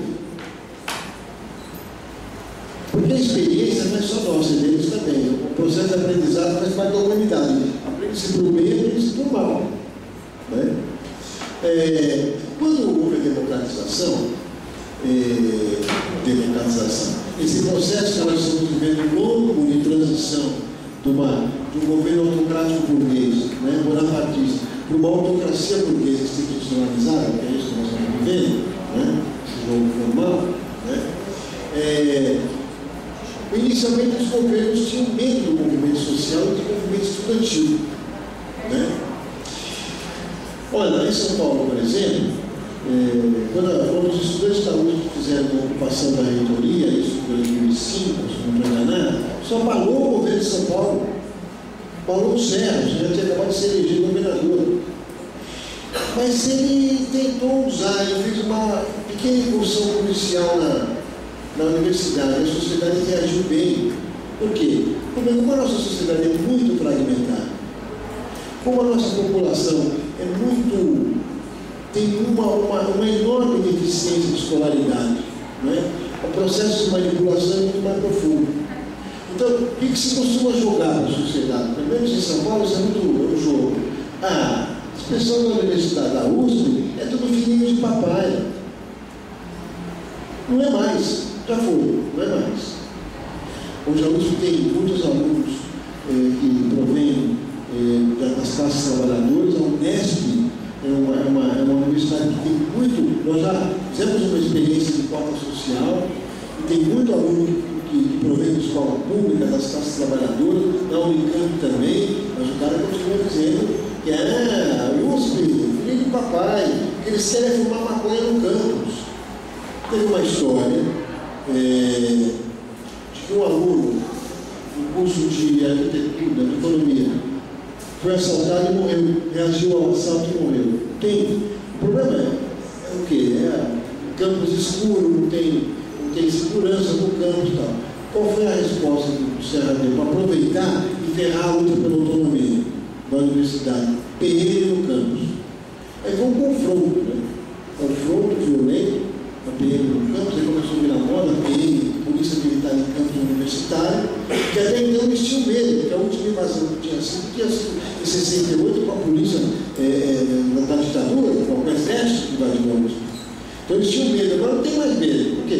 Porque eles manipulam. Você que trabalha o dia inteiro, vai para a universidade privada, paga a universidade privada, não tem as regalias, nós não queremos maconheiro no campo. Por quê? Porque prenderam um babaca que no meio da manifestação contra a polícia no campus, né, que não vem se discutindo o policiamento comunitário, pois a PM, manifestação do babaca do maconheiro, pô, também é ser burro, né?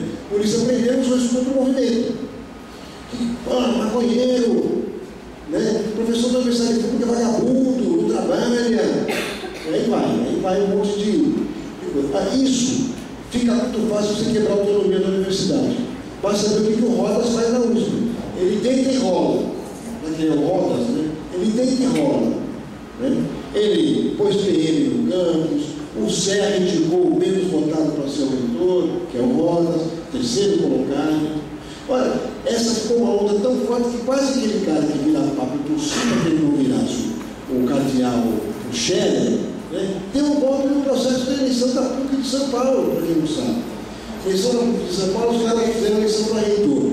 3 candidatos, lista tríplice. A última colocada que o Scherer indicou. Está tendo um pau na PUC desgraçado. Imagina se esse cara dava tapetão na PUC, ele não ia fazer no Vaticano. Ele tapetão não que esse seja diferente, mas né, o cara que está tapetando no processo de eleição americano, ele é capaz de fazer qualquer coisa, né, não respeitar a vontade da maioria. Então eu não tenho, por que eu não tenho isso? A gente luta por autonomia, dá mão na SEM, faz na Assembleia, vai denunciar, tem que lutar. Mas eu não tenho ilusão. Lindo! Onde é que nós vamos descobrir hoje? Primeiro, né, na construção de uma hegemonia. E a hegemonia, você muito bem disse, não é uma hegemonia ser feita aqui dentro.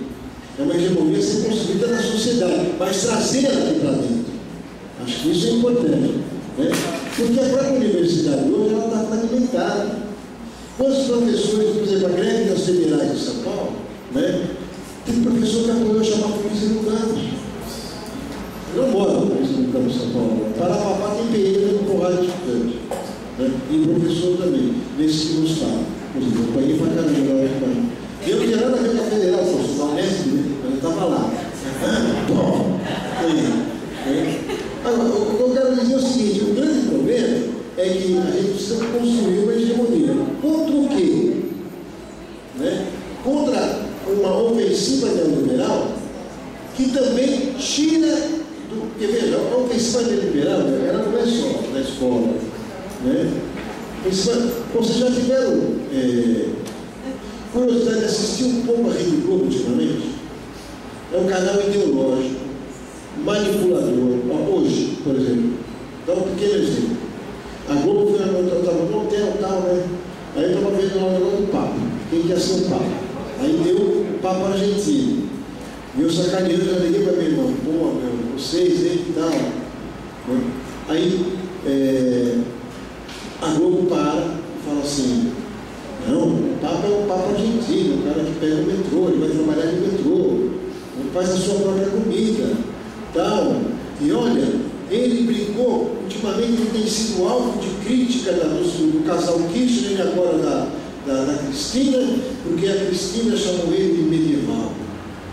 Quer dizer, falando do Papa, já tinha que descer o pau na Cristina Kirchner, que está fazendo um negócio legal, está desmontando o monopólio de comunicação, está afrontando o Clarim, que é um monopólio que não é só de jornal, é de rádio e televisão, ele é contra o casamento de pessoas do mesmo sexo e é contra o aborto. E aí a Cristina Kirchner falou que cada um de nós, que eu imagino que nós falaríamos, o senhor é um homem medieval, o senhor é um homem absurdo, que não consegue entender o mundo de hoje. Eu diria isso. Ser contra pessoas do casamento do mesmo sexo é uma burrice, porque casando não, nós vamos continuar morando juntos, então é mais fácil regular e dar a cidadania burguesa, porque não vou pensar que isso é revolução, Você dá a cidadania burguesa, o cara tem o direito de herança, já é justo, não é? Eu acho justo, sou favorável. Ser contra o aborto é você tirar da mulher o direito do seu próprio corpo. Então, quer dizer, eu acho que eu estou com aqui, isso é um homem medieval. Mas eu não seria cardeal, é óbvio. É uma coisa muito simples. Agora, Alex, eu acho, e junta isso, quer dizer, o que é hoje a luta pela universidade? Um pouco é isso, fazer a luta, é a luta pela hegemonia, é construir um campo político hegemônico, contra-hegemônico, da sociedade, criar um campo político que possa ser alternativo ao projeto burguês, que hoje é hegemônico no Brasil, e nos esmaga, e manipula por meio de só aparelhos ideológicos, televisão, escola, é um bombardeio, manipulação. Eu acho que é isso, mas é mais do que isso. Na construção contra-hegemônica, que nós temos que construir, de fora para dentro, mas também de dentro para fora, que também se pode construir. Mas eu acho que é um projeto político amplo, que envolve um programa político mínimo, uma unidade das esquerdas antagonistas, não o PT, me perdoa quem for PT, mas para mim o PT é um cadáver de sepulcro. É um partido da burguesia, um partido que faz todo o trabalho de modernização conservadora do capitalismo. Isso que é o PT, tanto o Lula como o Dilma. Me perdoe quem for petista, mas eu acho isso.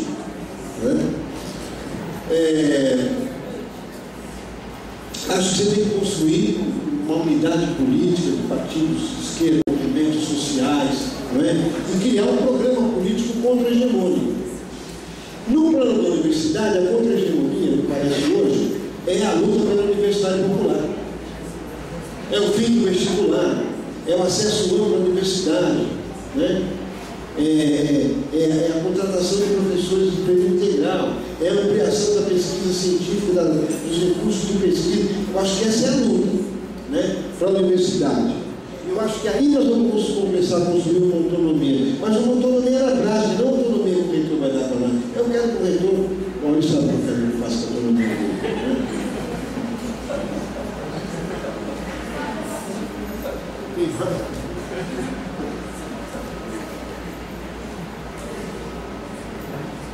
Mais perguntas, pessoal? Satisfeitos?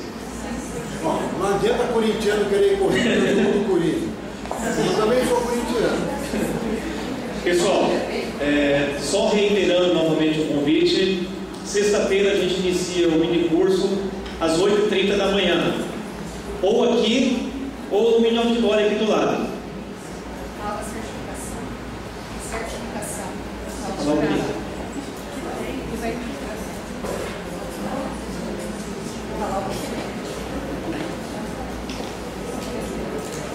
Pessoal, boa noite. Alô. Será? Alô, agora sim. Pessoal, em relação ao certificado, essa palestra é a primeira do ciclo de palestras. No total são 7 palestras, cada uma com 4 horas. Os certificados ficam prontos só em outubro, quando nós teremos a última palestra, tá? Porque como faz parte do ciclo, então tem pessoas que vão fazer 2, outras vão fazer 3 palestras, a gente vai somar essa carga horária. Em relação aos minicursos, eles estão fora do ciclo de discussões, então a cada minicurso nós vamos emitir dentro de 7 a 10 dias os certificados. Dos minicursos vocês podem procurar dentro dos 10 dias, que estará pronto. Agora das palestras só ao final do ciclo, certo? Alguma dúvida?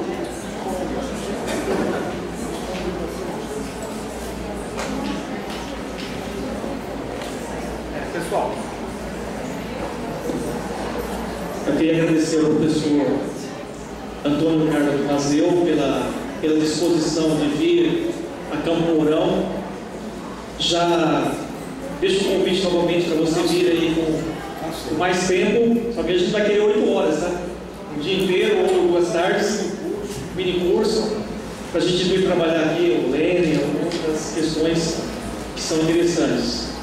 Então, em nome do Departamento de Pedagogia, em nome da professora Ana Leia, e em nome do Espaço Marx, que não sou só eu, nós agradecemos a tua vinda e a volta para casa vai ser mais tranquila, vai ficar mais 7 horas, quase que eu apanhei. E agora a gente vai torcer, né, pro Tijuana, pro Corinthians. Obrigado, professor. Deixa eu falar uma coisa. Eu que agradeço vocês. Eu que agradeço vocês. Eu não ter ficado me ouvindo até agora. Por terem feito isso. E principalmente por estarem construindo o Espaço Marx. Isso é fundamental. Né?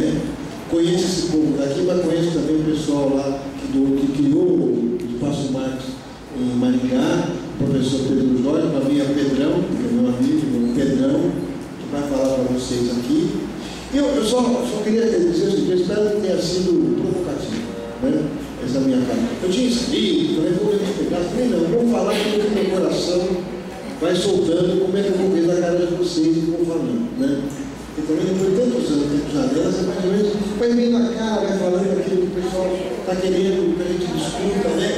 Então eu que quero agradecer muito, estou à disposição, palestra, vai vir curso, vamos combinar, vem aqui uma semana, é só a gente combinar, é só eu me organizar e ver, aí não tem problema, né? Porque a gente acaba tendo uma vida de novo, né? Então, ir programando, pode ser possível no semestre, vai ser até mais fácil para mim, né?